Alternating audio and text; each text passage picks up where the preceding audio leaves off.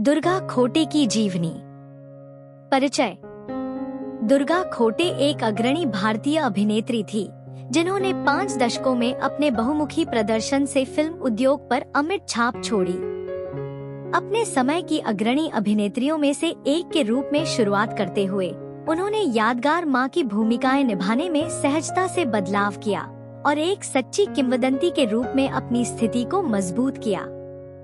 लगभग 200 फिल्मों और कई थिएटर प्रस्तुतियों तक फैली दुर्गा खोटे की उल्लेखनीय यात्रा ने न केवल सामाजिक वर्जनाओं को तोड़ा बल्कि अभिनेत्रियों की पीढ़ियों को भी उनके नक्शेकदम पर चलने के लिए प्रेरित किया। वह सामाजिक वर्जनाओं को तोड़कर फिल्म उद्योग में प्रवेश करने वाली सम्मानित परिवारों की पहली महिलाओं में से एक थी। भारतीय सिनेमा में महिलाओं के लिए अग्रणी चरण को चिह्नित करने के लिए इंडिया टुडे ने उन्हें भारत को आकार देने वाले 100 लोगों में नामित किया। दुर्गा खोटे अपनी बहुमुखी प्रतिभा के लिए प्रसिद्ध हैं। उन्होंने मुख्य और मां दोनों भूमिकाओं में उत्कृष्ट प्रदर्शन किया है। उनकी उल्लेखनीय मां की भूमिकाओं में मुगल-ए-आजम में जोधाबाई शामिल हैं, जिसके लिए उन्हें सर्वश्रेष्ठ सहायक अभिनेत्री के लिए फिल्म फेयर पुरस्कार नामांकन मिला। भरत मिलाप में कैकेयी और बाद में चारनोन की दासी, मिर्जा गालिब, बॉबी और बिदाई जैसी फिल्मों में काम किया। उन्हें सर्वश्रेष्ठ सहायक अभिनेत्री का फिल्म फेयर पुरस्कार मिला। उन्हें हिंदी सिनेमा में मां की भूमिका निभाने वाली शीर्ष 10 अभिनेत्रियों में गिना जाता है। भारतीय सिनेमा में दुर्गा खोटे के उल्लेखनीय योगदान को उनकी जीवन भर की उपलब्धि के लिए 1983 में सर्वोच्च सम्मान दादा साहब फाल्के पुरस्कार से सम्मानित किया गया। दुर्गा खोटे गोवा के एक कोंकण ब्राह्मण परिवार से थीं, जिनके घर में कोंकणी बोली जाती थी। वह कांडेवाड़ी में एक बड़े हिंदू संयुक्त परिवार में पली बढ़ी और उन्होंने कैथेड्रल हाई स्कूल और सेंट जेवियर्स कॉलेज से BA की पढ़ाई की। किशोरावस्था में उनकी शादी खोटे परिवार में हो गई। 26 साल की उम्र में दुर्गा खोटे ने खुद को 2 युवा बेटों बकुल और हरिन की विधवा मां के रूप में पाया। अपने बच्चों का भरण पोषण करने के लिए उन्होंने फिल्म उद्योग में काम मांगा और एक तरह की अग्रणी बन गईं। एक पारंपरिक परिवार से आने के कारण फिल्मों में उनका प्रवेश अपरंपरागत था, क्योंकि इस उद्योग को सम्मानित महिलाओं के लिए अनुपयुक्त माना जाता था और उस समय महिला किरदार मुख्य रूप से पुरुषों द्वारा निभाए जाते थे। दुर्गा खोटे ने 1931 में मूक फिल्म फरेबी जाल में एक छोटी भूमिका के साथ अपनी शुरुआत की। इसके बाद 1932 में माया मछिंद्रा ने अभिनय किया। वह जल्द ही 1932 के दोहरे संस्करण हिंदी और मराठी अयोध्येचा राजा में रानी तारामती की मुख्य भूमिका निभाने के लिए उभरी। कभी मराठी टॉकी विशेष रूप से अनुबंध किए बिना विभिन्न स्टूडियो के साथ काम करके एक अग्रणी स्वतंत्र कलाकार साबित हुई। दुर्गा खोटे ने अमर ज्योति 1936 में सौदामिनी जैसी यादगार भूमिकाएं निभाईं और दिग्गज अभिनेताओं के साथ भी स्क्रीन पर उपस्थिति दर्ज कराई।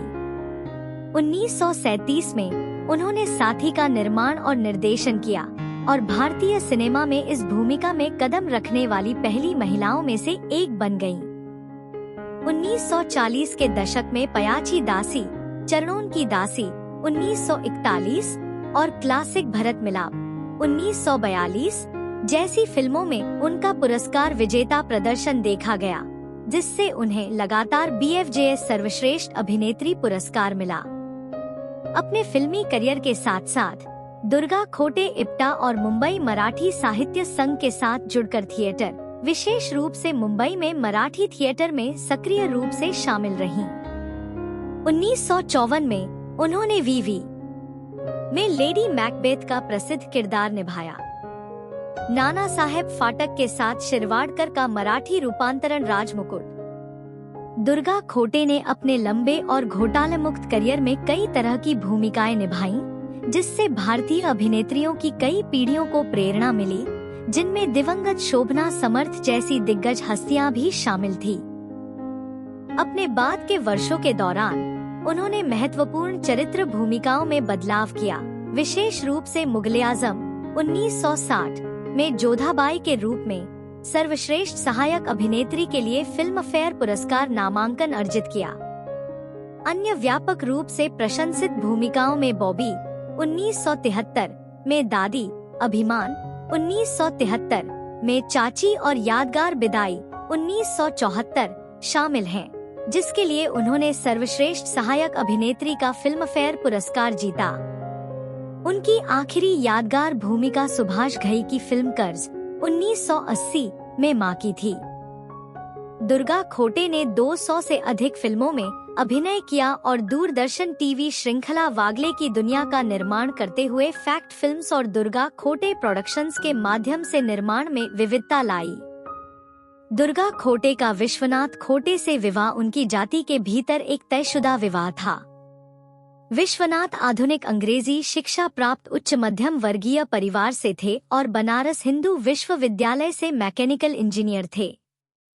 उनका विवाह पारंपरिक था और वे अपने दोनों बेटों के साथ सौहार्दपूर्वक रहते थे। प्रारंभिक विधवापन। दुखद बात यह है कि जब दुर्गा मात्र 26 वर्ष की थी, तब विश्वनाथ का निधन हो गया। परंपरा के अनुसार वह अपने ससुराल में रहती रही, लेकिन अपने ससुर के निधन के बाद उसने खुद को परिवार के अन्य सदस्यों पर आर्थिक रूप से निर्भर पाया। इसने उन्हें काम ढूंढने के लिए मजबूर किया और फिल्मों में मौका संयोग से ही मिल गया।